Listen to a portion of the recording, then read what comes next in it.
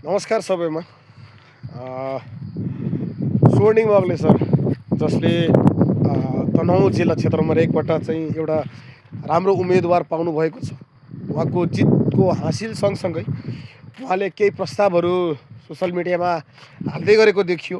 खुसी लाग्यो। हाम्रो देशलाई कृषि उत्पादन देश भनेर पनि चिनिने गरेको छ। विगतको समयमा हाम्रो कृषिमा चाहे त्यो अन्नबालीमा होस्, चाहे त्यो तरकारी खेतीमा होस्, चाहे त्यो फलफुल खेतीमा होस्, न राम्रो बिउ, न राम्रो बजार व्यवस्थापन, न कृषकले आफ्नो लगानीको बराबर आफूले पाउनुपर्ने हक पाउनुभएको थियो।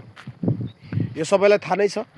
उहाँले अहिले तनहुँको क्षेत्र नम्बर 1 मा जहाँबाट उहाँ उठ्नुभएको छ त्यो क्षेत्रमा गएर उहाँले चाहिँ नि मैले केही दिन सायद 1-2 दिन अगाडि एउटा प्रस्ताव चाहिँ हुनुपर्छ भनेर एउटा भिडियो हालेको थिएँ कि हाम्रो देशमा पनि सुन्तला खेती जस्तै अब तपाईँको चाहिँ नि मुस्ताङको तपाईँको स्याउ, मनाङ मुस्ताङको स्याउ, तपाईँको सुन्तला खेती, अन्य हरेक चिजहरूमा, चाहे त्यो तरकारी खेती होस्, चाहे त्यो फलफुल खेती होस्, त्यसलाई लिएर हाम्रो देशमा पनि केही गर्न सकिन्छ, केही हुन्छ भन्ने एउटा मैले सानो एउटा भिडियो बनाएर हालेको थिएँ, लेखेर हालेको थिएँ। त्यो लगायतै आजको दिनमा मैले स्वर्णिङ वाग्ले सरले चाहिँ नि सुन्तलाको खेती र उहाँले अकबरे खोर्सानीको खेती यो हाम्रो ठाउँमा एकदम राम्रो हुन्छ भन्नुभएको छ। खुसी लाग्यो त्यो देखेर।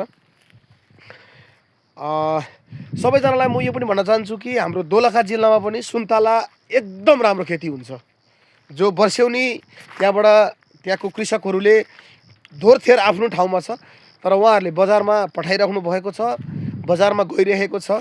बजार व्यवस्थापन राम्रो नहोला त्यो अलग कुरा हो, तर अबको सरकार जो हाम्रो राष्ट्रिय स्वतन्त्र पार्टीबाट हुनुहुन्छ श्री प्रधानमन्त्री श्री बालेन्द्र शाह सर, उहाँले अब कृषिलाई पनि मेन पोइन्टमा, मेन फोकसमा गराउनुहुन्छ भन्ने म पूर्ण विश्वासका साथ एउटा नेपाली नागरिक भएको कारणले उहाँलाई चाहिँ यो प्रस्ताव पनि राख्न चाहन्छु कि अब हाम्रो देशमा पनि कृषिबाट पनि केही गर्न सकिन्छ, कृषिले पनि हामीलाई जीविकोपार्जन गर्नलाई चाहिँ सहज गराउँछ भन्ने एउटा विश्वास उहाँले देखाउनु हुनेछ भन्ने म पूर्ण विश्वास गर्दछु।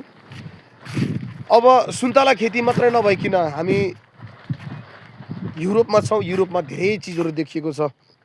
वाटरमेलन, तपाईँको स्ट्रबेरी, अनि तपाईँको चाहिँ नि स्याउ, आडु, सुन्तला, माल्टा, नोभा, जति पनि हाम्रो फलफुल फ्रुट्सहरू छन्, यहाँ अङ्गुर, हरेक चिजहरू जो हामीले यहाँ गरिरहेछौँ यो चिजहरू नेपालमा पनि हुन्छ। यो चिजलाई पनि मान्यता दिनु होला, यो चिजलाई पनि बजार दिनु होला, यो चिजलाई पनि तपाईँको चाहिँ बजार व्यवस्थापन गरिदिनु होला, विनम्र अनुरोध गर्न चाहन्छु भन्दै मेरो भिडियो यहीँ टुङ्गाउँछु। अर्कोचोटि कुनै एउटा भिडियो लिएर आउनेछु तपाईँहरू माझ भन्दै बिदा हुन चाहे। जय नेपाल, जय घन्टी।